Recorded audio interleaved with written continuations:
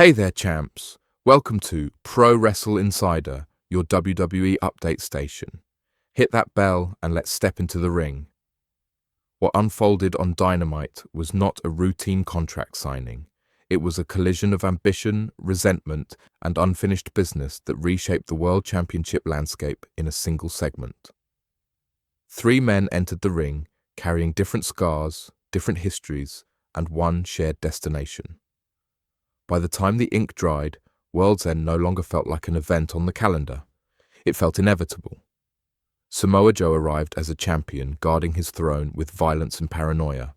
Swerve Strickland walked in with calm vengeance and long memory.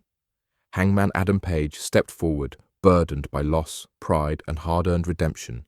No alliances were formed, no respect was spared, and no future was left untouched. This was not a negotiation. It was a warning. 1 championship, 3 contenders, and a war waiting to erupt. The world title moment that changed everything.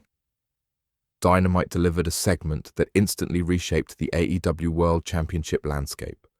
What opened as a standard contract signing quickly spiraled into something far more dangerous, exposing the fragile balance between 3 elite competitors. This was never about signatures or tradition. It was about who truly controls the future of AEW. Tension hung thick as personal history, ambition, and resentment collided in the ring.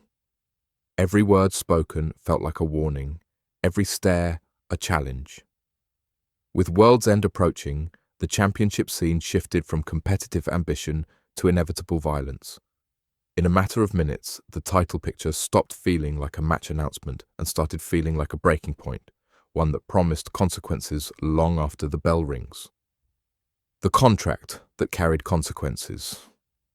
The contract resting in Tony Schiavone's hands symbolized far more than a legal agreement. It represented destiny, conflict, and the unavoidable collision awaiting at World's End. As each man approached the table, the atmosphere grew tighter, the ring suddenly feeling confined by unspoken threats. This was never going to be a clean or respectful signing. Every competitor understood that this document bound them to pain, risk, and uncertainty. Signing it meant accepting that no alliances would last and no safety net existed. The contract was not about permission to fight. It was confirmation that the fight had already begun. From that moment on, there was no turning back. Only escalation. Samoa Joe's rule of fear. Samoa Joe arrived first, flanked by security and radiating authority. His presence alone shifted the segment's tone from anticipation to intimidation. Before explanations could begin, Joe seized control, silencing Tony Schiavone and making it clear that nothing would happen without his consent. His security detail wasn't symbolic, it was strategic insurance. Joe framed the moment as one governed by consequences, where mistakes would be punished severely. Chaos was not welcome unless he allowed it. Every glance, every pause reinforced his belief that fear was the foundation of his reign. Joe didn't just enter the ring as champion. He entered as the man who decided how dangerous it could become. A champion who expects violence. Samoa Joe signed the contract without hesitation, his confidence sharp and unapologetic. The crowd's hostility only fueled him, pushing his demeanor from assured to openly threatening. Joe promised that World's End would follow the same brutal pattern as every defense before it, challengers broken and him standing tall. He dismissed doubt and anticipation alike, speaking as though the outcome was already decided. His final words carried a chilling calm as he expressed hope that Swerve Strickland and Hangman Page even survived long enough to reach the event. To Joe, violence isn't a risk, it's an expectation, and he plans to meet it head-on. Swerve Strickland's calm threat.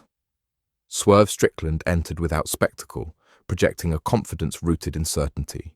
There was no rush, no bravado, only focus. He reminded everyone that his return to AEW had one purpose: the World Championship. This wasn't ambition, it was inevitability. Swerve acknowledged his complicated history with Hangman Page, but made it clear that lingering tension was secondary. His eyes stayed locked on Samoa Joe, Personal grudges could wait. The title could not. Swerve spoke softly, but every word carried weight, suggesting that chaos didn't need volume to be deadly. His calm wasn't restraint. It was precision before the strike. History written in blood Swerve reflected on the sacrifices that forged his rise, reminding everyone that pain had never slowed him down. He recalled signing a championship contract while bleeding, proof that adversity only sharpened his resolve. Struggle, he said, was the currency of his success. Turning to Joe, Swerve reminded the champion that he had already taken the title once before. History wasn't a warning, it was a promise. This time, Swerve vowed, the victory would be more decisive and the damage more lasting. He didn't just intend to win, he intended to leave scars, ensuring that when the moment passed, no one would forget who wrote the ending. Hangman Page's heavy truth. Hangman Adam Page stepped forward, carrying the weight of every war that shaped his return. His words spoke of isolation, of standing alone when allies faded and doubt closed in. He described battles fought without certainty, driven only by belief and survival. Those struggles led him back to championship glory, but they also revealed a painful truth. Redemption comes at a cost, and champions inevitably face former allies. Page's voice carried conviction earned through suffering, not bravado. He wasn't chasing nostalgia or validation, he was confronting reality. This was the next trial in his journey, and he intended to face it head-on, regardless of who stood across from him. Disappointment in a legend. Turning his attention to Samoa Joe, Hangman Page spoke with visible disappointment. He accused Joe of abandoning honor, choosing intimidation and alliances with enemies to preserve his reign.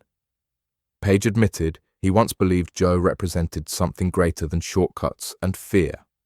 That belief, he said, was gone. What remains is a legacy eroding under control and menace. The crowd echoed his frustration, reinforcing that Joe's dominance has bred resentment alongside respect. Page wasn't denying Joe's power, he was challenging the cost of it. In his eyes, Joe's reign is strong, but hollow, built on fear rather than the pride that once defined champions. No perfect world, only this one. Hangman Page acknowledged the tension between himself and Swerve Strickland, admitting that in an ideal world, their confrontation would happen one-on-one. But perfection doesn't exist here. AEW is a battleground where ambition collides and paths cross violently. Reality doesn't offer clean resolutions or convenient timing. After delivering one final verbal strike towards Samoa Joe, Page accepted the situation for what it was. This wasn't the match he envisioned, but it was the match that existed. With resolve and clarity, he signed the contract, embracing the chaos ahead. If this world offered no perfect outcomes, then Page would fight within its rules and survive. World's End becomes inevitable. With every signature complete, the match became unavoidable. 3 men, no alliances, no escape, only one championship. World's End, transformed from an event into a reckoning. Samoa Joe stands as the immovable champion, ruling through fear and force. Swerve Strickland stalks the title with patience and precision. Hangman Adam Page fights fueled by redemption and resolve. Their paths now converge at a single point, where pride, vengeance, and legacy collide. When the bell rings, there will be no excuses and no safety nets. Only one man will leave as champion. The others will leave with scars, physical, emotional, and permanent. World's End is no longer coming. It is waiting,